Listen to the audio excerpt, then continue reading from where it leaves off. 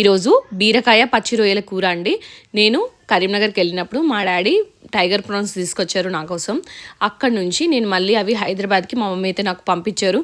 వాటితో ఈరోజు నేను ఇక్కడ బీరకాయ పచ్చి రొయ్యల కూర చేస్తున్నాను. దీన్ని నా స్టైల్లో ఎలా చేస్తానో చూపిస్తున్నాను. ముందుగా కడాయి పెట్టేసుకుని దాంట్లో ఆయిల్ వేసుకొని ఉల్లిపాయలు మిరపకాయలు వేసి వేయించుకున్న తర్వాత కొంచెం అల్లం వెల్లుల్లి పేస్ట్, పసుపు కూడా వేసి పచ్చిదనం అంతా పోయేలాగా చూసుకోవాలి.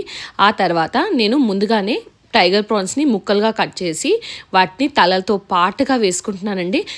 నరం కూడా తీసేసి ఉప్పు పసుపు వేసి క్లీన్ చేసుకున్న తర్వాత వాటిని ఇందులో వేసేసుకోవాలి. ఇలా వాటర్ అన్నీ వచ్చి వాటర్ ఎగిరిపోయి కొన్ని ఉన్నప్పుడు దాంట్లో నేను కాశ్మీరీ రెడ్ చిల్లీ పౌడర్, కారం, గరం మసాలా, అలాగే జీరా పౌడర్ ఇవన్నీ వేసి కలిపేసుకొని తర్వాత ఒక పావు కేజీ వరకు పొట్టు తీసేసి బీరకాయని ముక్కలుగా కట్ చేసి ఇందులో వేసుకున్నానండి.